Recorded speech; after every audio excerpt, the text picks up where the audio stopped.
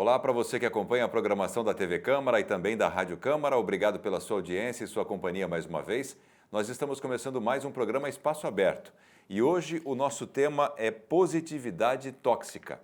E para falar sobre esse tema nós estamos recebendo em formato virtual a Renata Borgia, que é psicóloga clínica com especialização em terapia cognitivo-comportamental e mestre em relações interculturais. Renata, muito obrigado por ter aceitado o convite e estar aqui com a gente.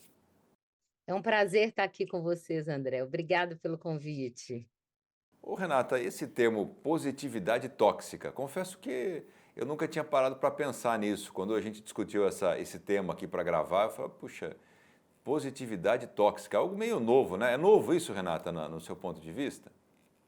Na realidade, assim, isso é uma coisa que tem se falado muito nos últimos anos, em decorrência daquela ideia de que a gente tem que ser feliz o tempo todo e de que nós precisamos buscar felicidade, precisamos buscar emoções positivas.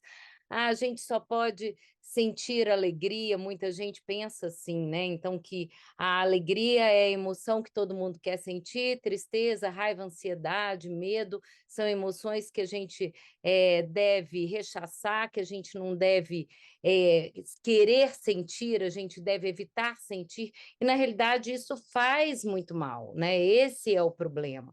Então, o que que é isso, né? Positividade tóxica.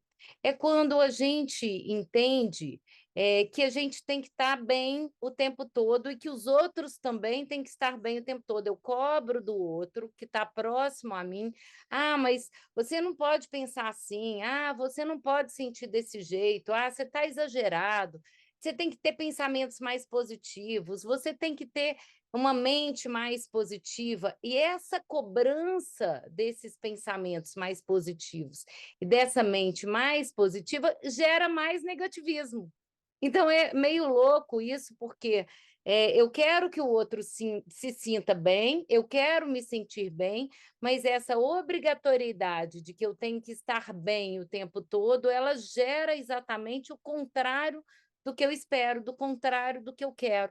Então ela se torna tóxica, porque se eu penso, por exemplo, que eu não tenho motivos para estar triste, vou dar um exemplo aqui.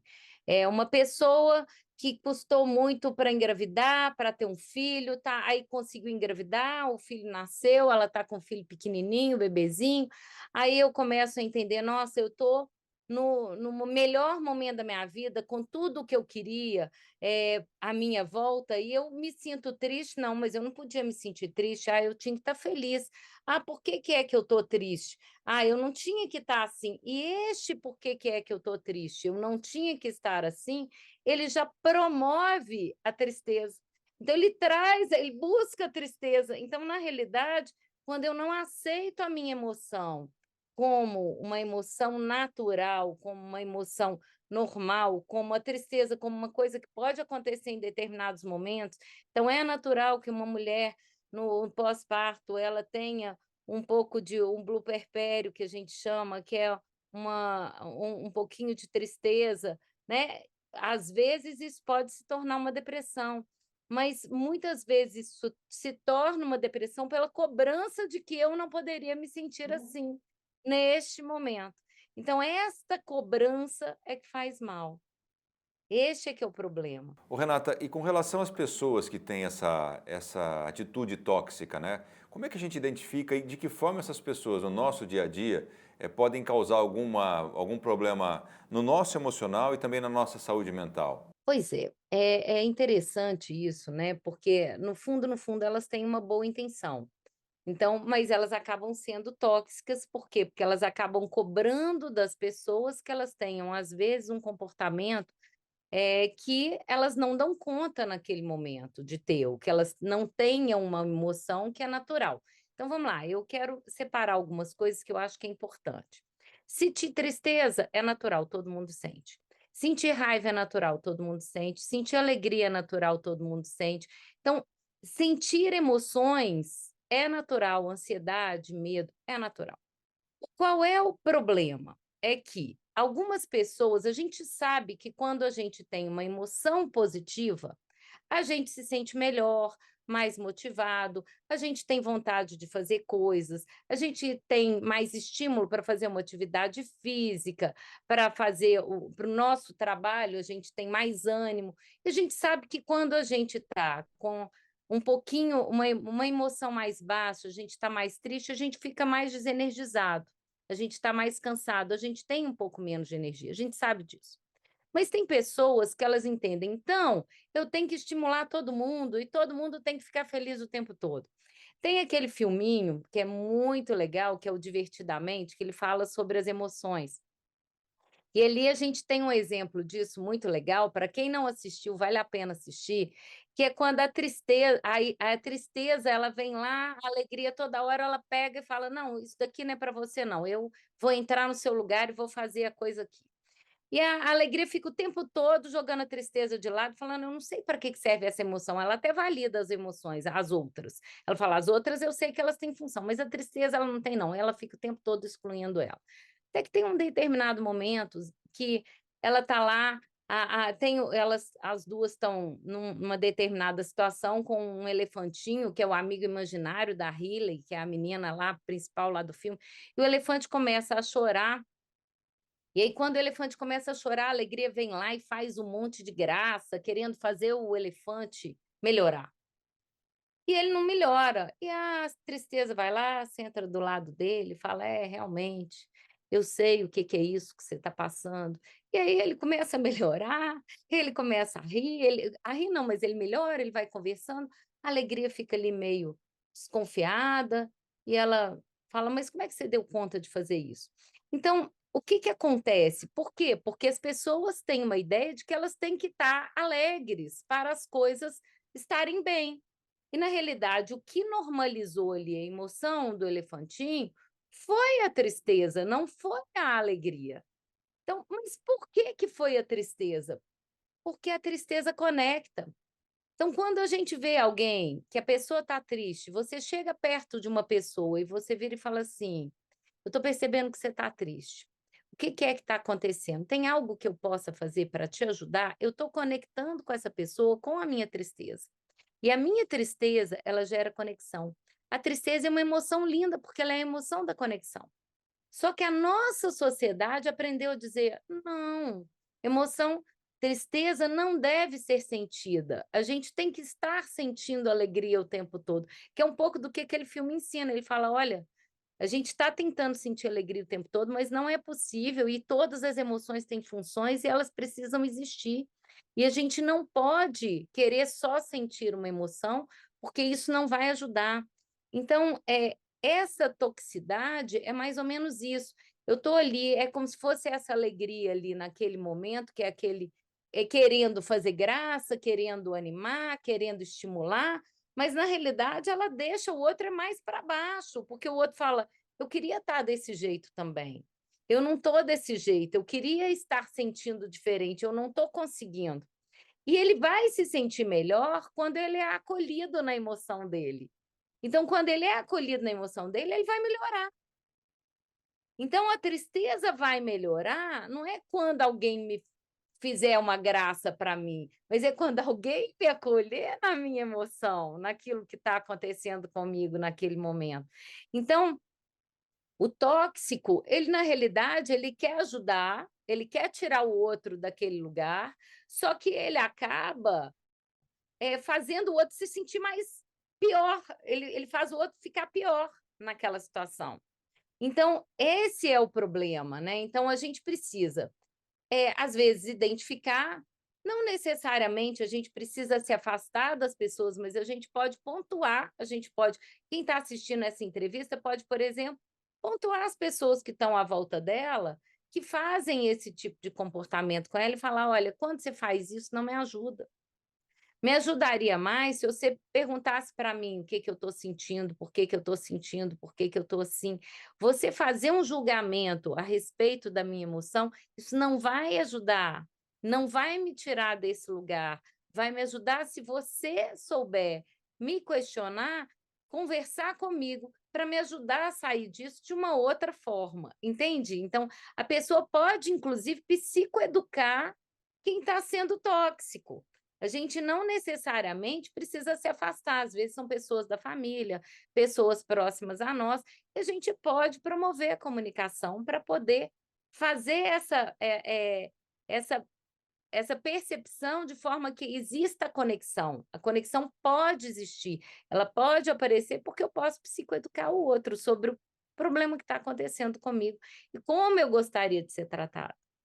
Perfeito, Renata. Agora, você falando aí, eu estou imaginando algumas situações aqui. Uma delas é a seguinte: antigamente, não tão antigamente assim, mas lá atrás a gente tinha os contatos com essas pessoas tóxicas eram menores, né? Ou tem um lá no seu trabalho, às vezes tem alguém na família. O trabalho você não pode escolher, né? A família também não. Então são pessoas que você tem que conviver de qualquer forma ali. Os amigos ainda você consegue selecionar.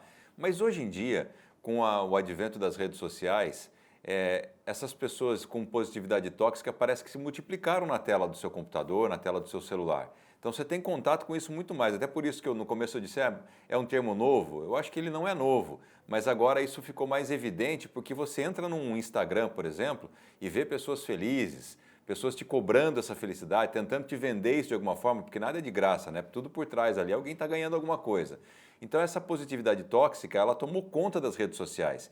E aí acho que a frustração da pessoa que está por trás ali tentando ser aquilo que ela vê e não consegue, acho que também é uma reflexão importante que a gente tem que fazer. Qual o seu ponto de vista com relação a isso, com a ligação, né, da positividade tóxica que a gente vê também nas redes sociais na saúde mental das pessoas?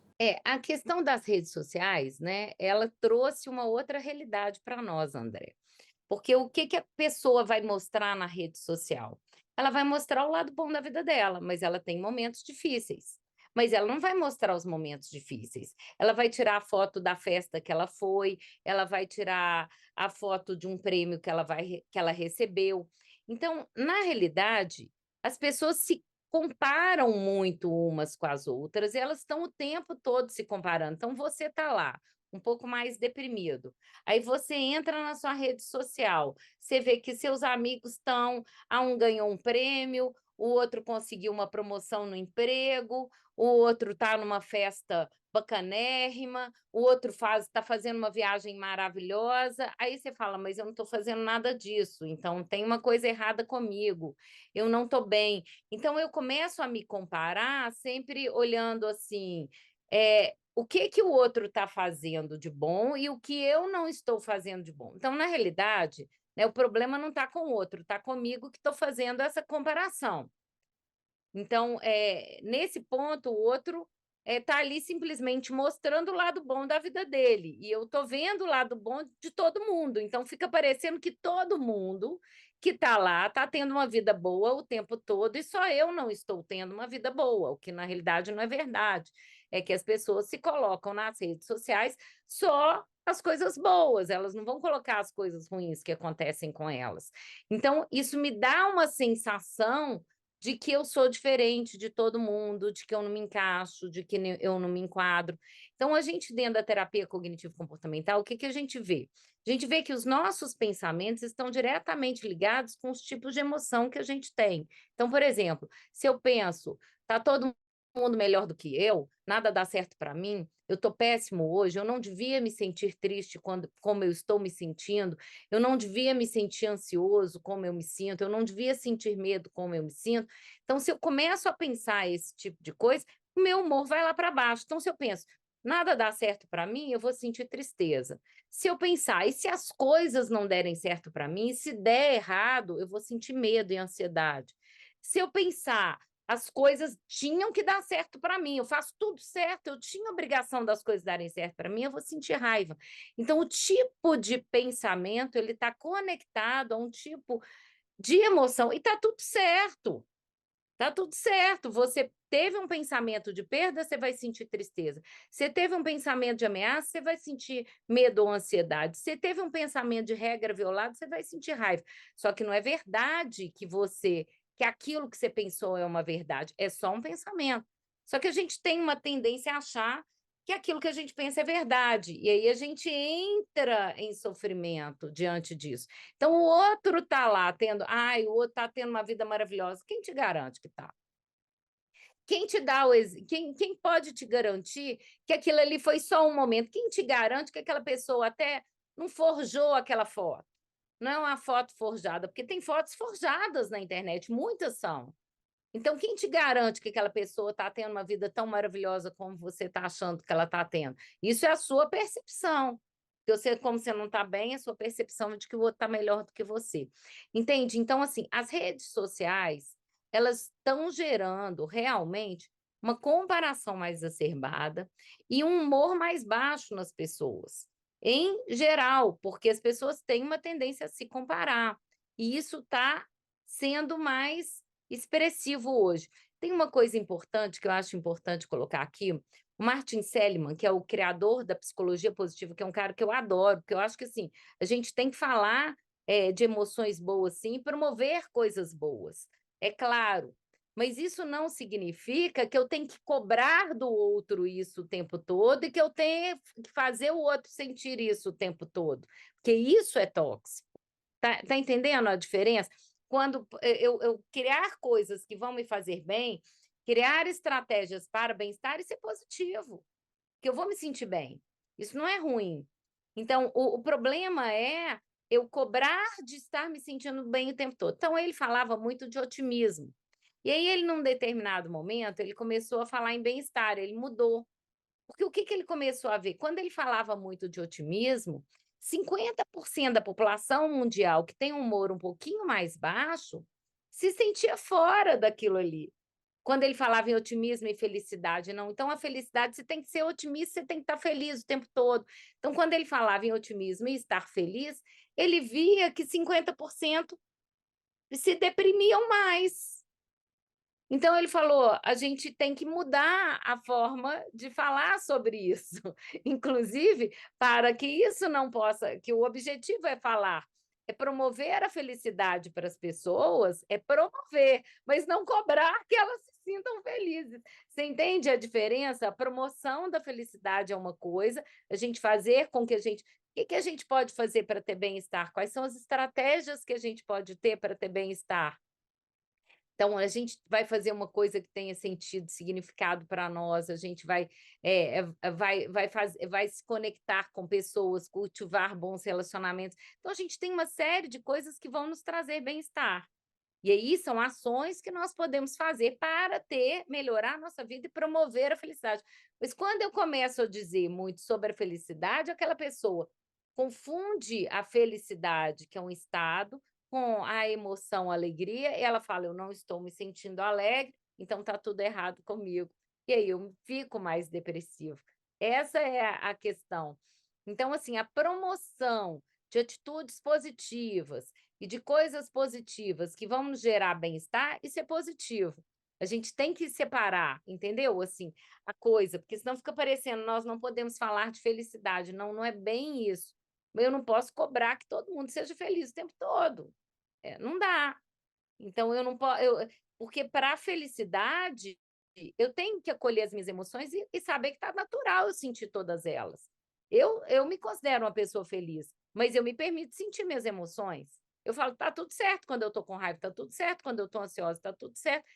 O que que é a questão é a forma como eu me comporto com as minhas emoções.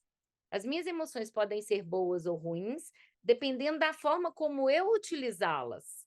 Então, nem toda alegria é boa. As pessoas acham que sentir-se alegre é bom o tempo todo. Alegria, a excitação, elas são responsáveis pelos vícios. As pessoas se viciam porque elas buscam, né, a recompensa. Então, elas estão com o sistema de recompensa ativado ali e elas falam: "Não, se eu beber, eu vou ficar alegre". E ela bebe, e fica feliz mesmo naquela hora que ela está bebendo. Ela fica alegre ali naquele momento. E só dela pensar na bebida, ela fica alegre. Mas e as consequências disso na vida dela? São sérias. Então, a gente tem que saber acolher tudo isso de uma forma serena, ou seja, tá tudo certo sentir tudo. Não é um problema o que eu sinto. Não sei se deu para perceber essa coisa emocional ali. A gente precisa promover o bem-estar sim, mas a cobrança é que é um problema. Perfeito, Renata. Eu queria só aprofundar um pouquinho mais nessa questão. Eu acho que é muito importante o indivíduo entender tudo isso, assimilar, aceitar, como você usou o termo muito bacana, acolher os sentimentos, né? Porque você falou do filme Divertidamente, na hora que você falou, até deu um sorriso aí, porque eu estava me preparando para tocar nesse assunto, porque eu acho que ele é um exemplo perfeito, né? Tira a tristeza, tira a tristeza, tira a tristeza, a gente vai criando outros problemas, não é? Mas quando a É. gente assimila os nossos sentimentos, perfeito. Mas como é que a gente pode assimilar os sentimentos do outro, do colega? Agora a gente não está falando para a vítima da positividade tóxica, vamos tentar falar para quem é o positivo tóxico e às vezes nem percebe, né, Renata? Não faz por mal, não faz por maldade. Mas de que forma que eu, se eu sou um positivo tóxico, eu posso perceber que estou agindo assim e posso também transformar esse meu movimento num acolhimento dos sentimentos do meu colega? É o que eu falei um pouquinho com relação à empatia. A empatia, ela ela está relacionada com a emoção da tristeza, olha que interessante. Então, e a gente acha que a gente se conecta com as pessoas na alegria, mas a gente se conecta muito mais na tristeza do que na alegria. Então, se eu sou uma pessoa que eu quero ajudar o meu amigo, eu preciso entender, eu não vou ajudar o meu amigo chegando lá e falando só um monte de coisa legal para ele, porque se ele não está bem, ele vai se sentir pior. Eu vou ajudar meu amigo se eu chegar para ele e falar assim: olha, eu estou vendo que você não está bem. Existe alguma coisa que eu possa fazer, que eu possa te ajudar? É algo que eu possa fazer por você? Nossa, eu já me senti assim em outros momentos também. Eu também já tive isso em algum momento. Então você vai para o seu autorrelato, para uma situação em que você sentiu tristeza e que aquilo aconteceu com você semelhante. Na hora que você faz isso, você gera o vínculo, você gera a empatia ali naquele momento. Então a pessoa que ela está querendo ajudar, né, ela vai ajudar muito mais se ela aprender a ouvir. Se ela tiver a capacidade de questionar e querer ouvir, e não se ela quiser, invadir o espaço do outro de uma forma alegre, otimista, espontânea, tentando trazer uma coisa boa para o outro, sendo que o outro, neste momento, ele não está precisando disso, não é isso que ele precisa. Ele precisa nesse momento é de um abraço, ele precisa nesse momento é de uma acolhida, ele precisa de alguém que escute e fala: "Olha, eu estou aqui, na hora que você quiser falar comigo, eu estou disponível para te ouvir". Ele precisa, às vezes, de alguém que senta do lado e fala: "Ó, se você precisar de mim, você pode contar comigo". Às vezes não é nem falar muita coisa, você percebe? Eu não preciso fazer o outro estar bem, né, eu posso acolher o outro. Claro que eu posso motivar o outro a sair, a fazer alguma coisa, mas não vai ser eu dizendo para ele: "Olha, mas se você não sair, nada vai dar certo, você não vai melhorar se você não sair de casa". Você percebe que essa é uma positividade tóxica, porque você vai falar: não, se você não melhorar, se você nunca vai melhorar se você não sair de casa. É claro que é verdade, a gente sabe que o outro não vai melhorar se ele não fizer boas ações, mas esse tipo de ação, esse tipo de cobrança só vai fazer o outro se sentir pior, né. Então olha só, é sentar do lado do outro, é acolher aquela tristeza do outro, é estimular que o outro vá com você, mas no sentido: "Quem sabe se a gente for fazer tal coisa?". Você acha que isso poderia te ajudar? E se a gente saísse agora? Aí vamos fazer uma caminhada? Você topa fazer uma caminhada comigo e a gente vai conversando? Eu estou estimulando o outro a fazer uma atividade física, ajudando o outro a sair daquele lugar que ele está mais deprimido. Eu estou estimulando ele a ir comigo e estou sendo a companhia que ele precisa. Olha, você vai me falando tudo que está acontecendo e a gente vai fazer uma caminhada juntos. Então, você percebe que é diferente? A forma de aproximação, a forma como eu me coloco, ela é diferente. Então, a positividade tóxica é aquela coisa: "Uhul, a vida é bela, vamos embora, vamos lá, dá tudo certo e tal". Não, anda, melhora essa cara, abre um sorriso aí, se você não vai senão você não vai melhorar. Então, isso vai dar problema, entende? Esse é o ponto, né, mas é interessante que a gente sabe que o outro precisa fazer uma atividade física, você sabe que o outro, se ele melhorar a postura, porque isso é uma ativação comportamental, que a gente faz isso dentro do consultório com os nossos pacientes. O paciente mais depressivo, eu falo: "Olha, o dia que você estiver pior, é o dia que você, em vez de ficar assim, virado para baixo, você vai pôr o ombro para trás, você vai erguer o rosto, vai pôr a cabeça para frente, e você vai fazer aquela postura de que tá tudo certo comigo. Tudo bem de não estar, mas na hora que você faz essa postura, as coisas começam a melhorar. Eu estou ensinando meu paciente a fazer isso. É diferente de: "Anda, melhora essa cara. Olha, você não pode fazer isso". Você percebe? Então, a gente sabe que a mudança de comportamento, ela promove bem-estar. É fato isso, é real. Mas a forma como eu vou exigir que o outro faça, eu vou gerar aversão e o outro vai fugir de mim. O outro não vai querer se aproximar. Porque o outro vai falar: "Ah, não, o fulano me ajuda, ela só me atrapalha". Lá vem ela com aquele otimismo dela. Nossa, que esse otimismo dela me irrita, né. Então é isso que as pessoas acham, assim, em geral, o que que acontece, né. É aquela mesma coisa, o raivoso lá, quando alguém ele tá com raiva e alguém vira para ele e fala assim: "Mas você sente raiva demais, você não podia sentir raiva assim não". Ele fica com vontade de matar a criatura que falou com ele, que ele não pode sentir raiva. Ele fala: "Eu mato essa criatura que é agora". O raivoso, ele quer matar mesmo, que ele fala: "Não aguento". Então é isso, né, "Ah, mas você é muito medroso, você não tinha que ser medroso assim não. Anda, vamos embora que você vai fazer". O outro fica se sentindo ali: "Espera aí, eu sou diferente, eu sou esquisita, eu sou estranho". Então é isso, né. O que que a gente precisa é, o que que essa pessoa precisa? É acolher o outro naquela emoção que ele tem. "Ok, tô vendo que você está com raiva". Né, você quer me contar o que que foi que aconteceu? Né, você quer conversar sobre isso agora ou você quer um tempinho para você? Porque o raivoso, às vezes ele precisa de um tempo para poder ajustar a emoção, para ele poder depois discutir. Se o outro vai lá querendo imediatamente que ele se sinta melhor, ele vai ficar com mais raiva ainda. Então, às vezes, a gente precisa dar um tempinho e tal, esperou o outro respirar, foi ali um minutinho depois, chegou perto dele, conversou com ele, entende? Então, é a pessoa saber que as pessoas sentem, que está tudo bem delas sentirem, mas se elas estão sentindo alguma coisa, geralmente elas têm um pensamento que muitas vezes, a maioria das vezes está equivocado, tá? Mas não é dizer: "Ah, mas isso que você está pensando não é verdade". Não vai ser assim que ele vai ajudar. Talvez existisse uma outra forma de pensar, é questionar mesmo, né. "Vem cá, mas vamos ver, será que como é que você, aconselharia alguém numa situação como a sua? Você diria o que para essa pessoa?", né. Como é que você poderia fazer? Então, assim, fazer aquela pessoa sair daquele lugar, refletir sobre o que ela está pensando.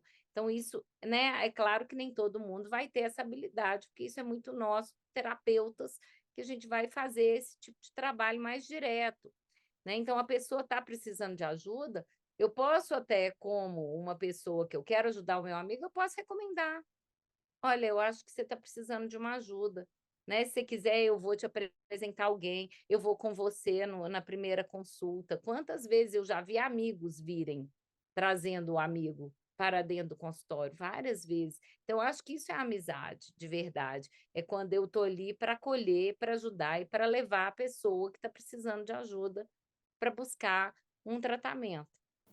Perfeito, Renata. Muito boa essa explanação. Dicas de ouro aqui para as pessoas terem um relacionamento mais saudável. E reforçar aqui para a gente finalizar, Renata, que os sentimentos todos têm a sua importância, né? A vida, o ser humano É, vive contrastes. Se a gente não tivesse o frio, não valorizaríamos o calor. Se não tivéssemos o calor, não sentiríamos um frio gostoso. Então, da mesma forma, se a gente não tivesse a tristeza, não iríamos valorizar a alegria. Então, portanto, todos eles têm sua importância, é saber acolher, é saber viver, com esses sentimentos. É claro que quando passar da conta, aí procura uma ajuda, isso é o mais importante de tudo. Renato, quero agradecer demais a sua participação com a gente aqui, em dividir o seu conhecimento e trazer essas dicas para as pessoas que estão nos acompanhando. muito obrigada, André, eu que agradeço a oportunidade de estar aqui. Obrigada. Obrigado a Renata e a você que acompanhou essa entrevista pela sua audiência e até a próxima.